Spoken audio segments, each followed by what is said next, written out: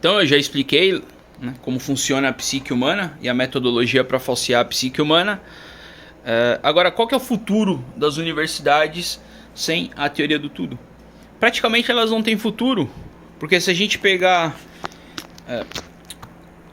a teoria do tudo é a teoria de causa mais profunda existente, que é a teoria do nascimento de todos os conhecimentos. E por ser a teoria de causa mais profunda existente, ela tem que afetar diversas áreas acadêmicas. Ela tem que afetar a área da parte da filosofia, da parte da religião e da parte da ciência. Ela tem que afetar. E conforme as pessoas vão estudar a metodologia da teoria do tudo e passarem por essa metodologia, elas terão visões metafísicas. E muitas dessas visões estão descritas em diversos petrógrafos antigos. Porém, a história ensinada no mundo acadêmico a nível mundial diz que essas descrições de petrógrafos são imaginação humana, advém da imaginação humana, o que é uma mentira, são descrições metafísicas. Então, a teoria do tudo, ela modifica a visão atual que as pessoas têm da história da humanidade. Ela anula essa história da imaginação humana.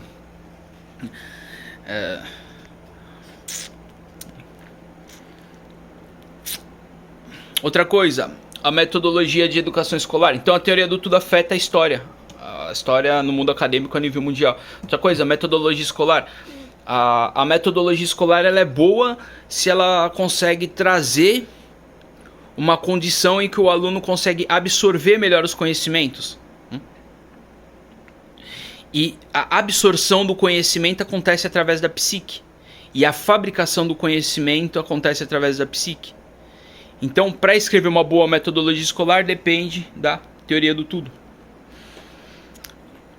Escravidão econômica. Quanto mais o homem conhece suas 7 composições, melhor ele identifica a realidade. E a realidade física é o quê? É as relações entre causa e consequência. E atualmente a gente vive numa escravidão econômica, por quê? Porque há uma troca de relações entre causa e consequência, principalmente entre a natureza, necessidades básicas humanas, homem e dinheiro. Quando você troca a relação entre esses 4, você cria a escravidão econômica, que é o modelo que a gente vive atualmente. Então a gente consegue sair da escravidão econômica. Outra coisa, política e religião. Hoje em dia a gente confunde que é política com religião, acha que é a mesma coisa. Não é. Religião significa o religar das camadas perceptivas humanas.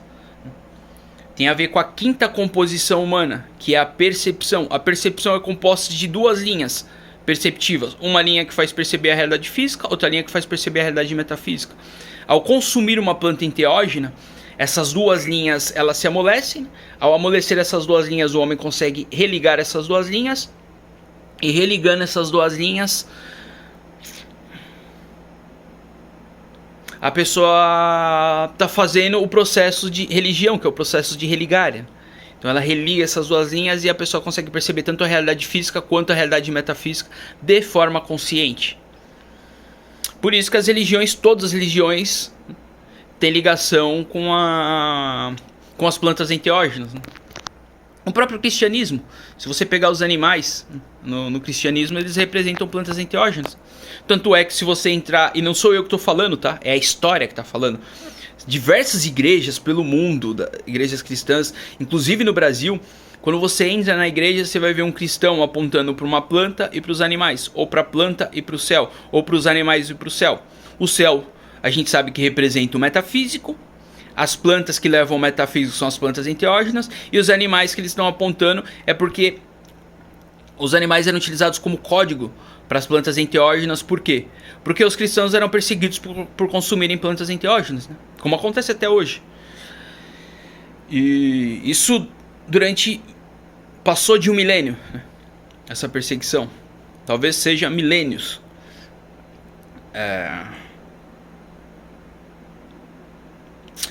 Igual, por exemplo, boa parte da Bíblia está escrito assim: vamos remolar o animal no holocausto pacífico. Não é que eles iam matar um animal. O animal ali representa a planta enteógena. E representava que eles iriam fazer um ritual com consumo de planta enteógena. Então boa parte da Bíblia está falando isso, né? Vamos emular o animal no ritual do holocausto pacífico, né? Porque a Bíblia só fala de planta enteógena praticamente. É metafísica e planta enteógena. E um pouquinho do físico, ela fala. O milho, por exemplo, por que se esfrega a espiga de milho na mão para tirar o alimento divino?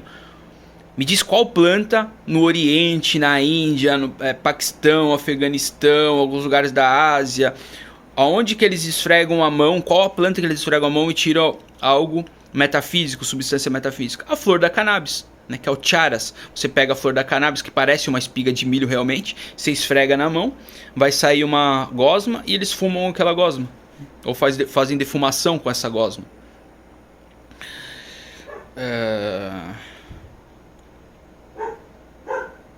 Então o milho e a espiga representam a cannabis.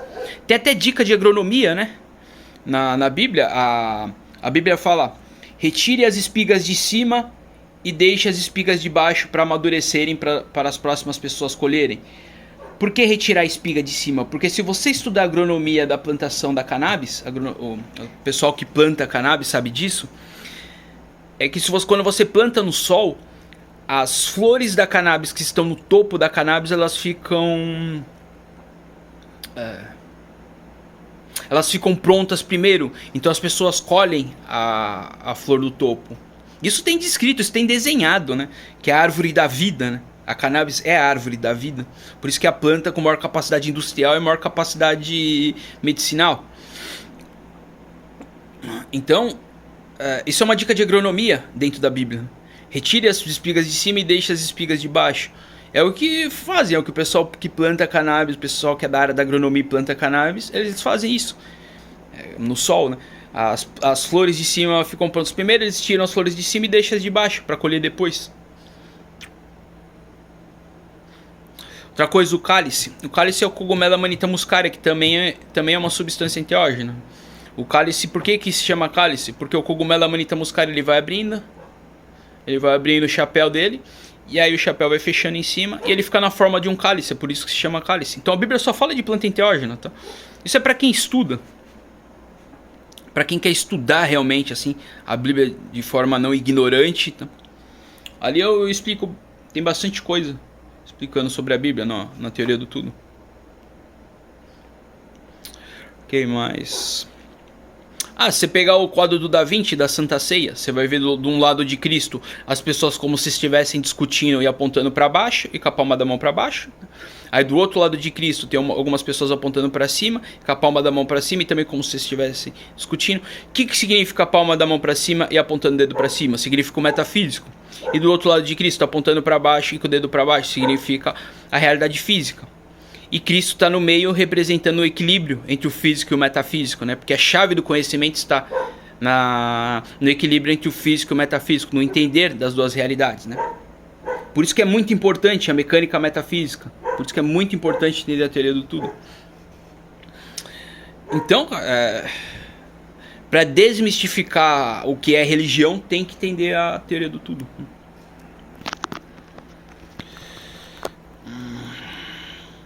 Outra coisa, é a única obra de filosofia BR, né? Teoria do tudo, pelo menos até onde eu sei. Porque eu peguei os padrões para ser uma obra de filosofia completa. E a teoria do tudo passa em todos. Os acadêmicos que quiserem analisar a obra, fica à vontade. Tá? Ela passa em todos os crivos para ser uma obra de filosofia completa. Então seria a primeira e única obra de filosofia do Brasil.